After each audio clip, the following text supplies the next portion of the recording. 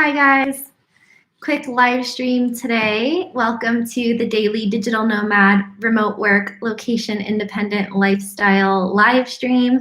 And today is Wednesday, which means we have an episode of Digital Nomad TV. And today is my first of at least 3 videos about Estonia.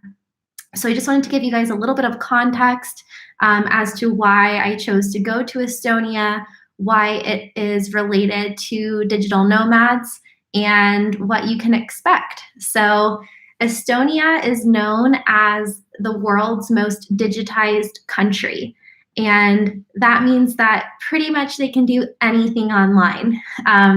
Obviously things like online banking, but also voting, opening companies and businesses online. And Estonia has become very well known for their Estonia e-residency option, where people from any country in the world can open an Estonian company online in I think it's an hour or so, and you can get an actual local ID number and you can pay taxes there as a company.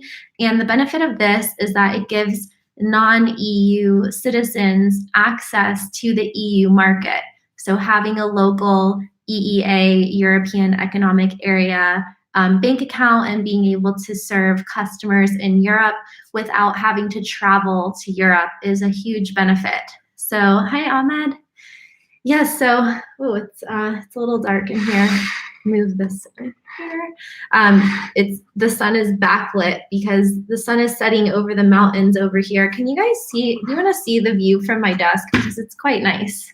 I'm in Bulgaria right now, but I don't know if you can see the mountains out there. It's really nice view. So Estonia doesn't have any mountains at all. It's completely flat, and it's located over in Northern Europe, right alongside the Russian border and on the Baltic Sea across from Helsinki. And I had heard so much about Estonia for years. And actually, they're supposed to be having the first digital nomad travel visa coming out this year, but I don't think that it's out yet. So I did end up going to Estonia for about, I think I was there maybe 6 weeks. And this was actually, it's kind of old. Actually, it was in 2017 that I went. And I had just started learning how to film and use a camera. And I hadn't launched my YouTube channel yet or anything. And I just decided to document everything that I did. So I literally filmed everything, including my road trip in Estonia. And so I'll have 2 vlogs coming out, because part of the reason that people want to be digital nomads is because they can travel. So it will kind of show what I do when I'm not working, and why I like being a digital nomad, because I can live in places like Estonia and just jet off for a few days to go travel around the country. So Estonia has kind of become synonymous with the digital nomad lifestyle because it's such a well-organized country and very digital and very digital nomad friendly. So they're really the first country to embrace the digital nomad movement and create products and services that digital nomads can use from any country. So I think that that's really cool. And also Estonia has a really interesting history. It's a very ancient country, and it has a lot of history and amazing stories. I definitely recommend going there. The old town in Tallinn is completely beautiful, and if you guys want to see my apartment in Tallinn, I will link to that I'll pin it on this video. So I had a really nice Airbnb there. So I have one video coming out about Estonia and Tallinn specifically as a destination for digital nomads, but the first couple are just travel vlogs, so you can kind of see more of the day-to-day life there. And then I'll do one with all of the information like I do with my digital nomad destinations format videos. So in this first episode that's going to be live today at 12 p.m. Eastern, we're doing a premiere, so you can come in and chat with me.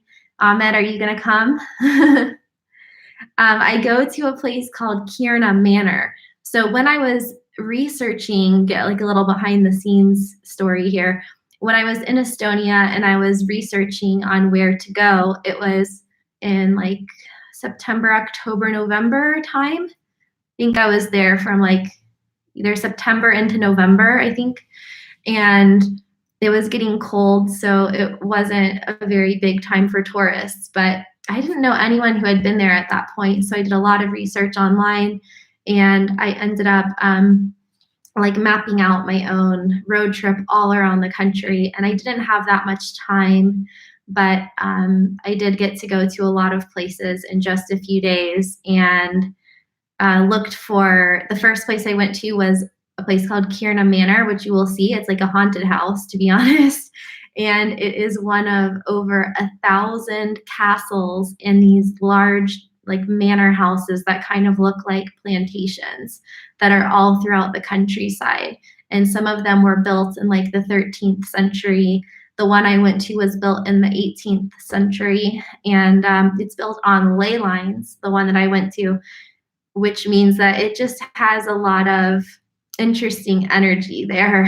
So whether you believe in that stuff or not, I definitely felt like it was haunted, and then you will see what happens when I go there. So you'll have to watch the video to find out. But the main things to do in Estonia are, besides like check out Tallinn, is you can go out into the countryside and you can go to beaches, lakes, islands, forests. So it is the least densely populated country in Europe with the highest concentration of natural predators.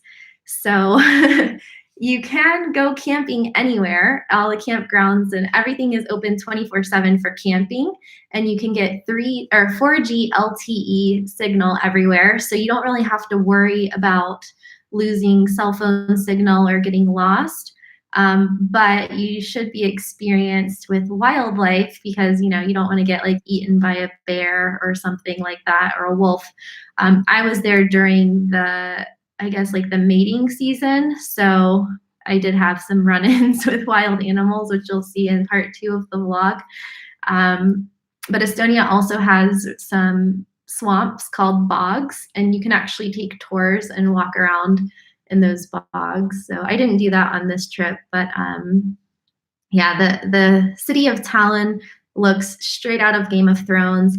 I think it's the only city that has a wall around it, and it was for protection. But by the time they finished the wall, the technology had already kind of surpassed a medieval wall.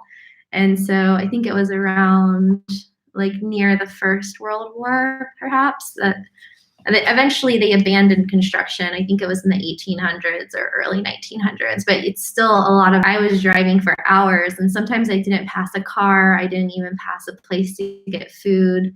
So it's pretty rural, but also very advanced and very modern. So I hope that you guys like it. They speak Estonian, actually. I think some people do speak Russian there, but they have their own language. Yeah. A lot of people speak English, though, actually. I noticed that. I think, I don't know if I think because Estonian is a language that not many people speak, so it seemed like almost everybody spoke English. But yeah, come on over. Let's see, it is almost 3 o'clock, so 4 hours from now, that video will be live. So get your Estonia questions ready, and then we'll do part 2 next week, I think. So, all right, guys. See you in a couple hours then. Bye, Ahmed. Thanks for coming over. Yeah, they have their own language. It's such a cool country. You guys will learn all about it in the Estonia for Digital Nomads video that I have coming out in a couple weeks. But So yeah, make sure if you're new here, subscribe if you're interested in travel and digital nomadism and working remotely and all of that great stuff. So yeah, we'll learn more about the country itself in that video. But yeah, they have really cool startup culture, but then also a really cool history. And it's like another world. It's really awesome.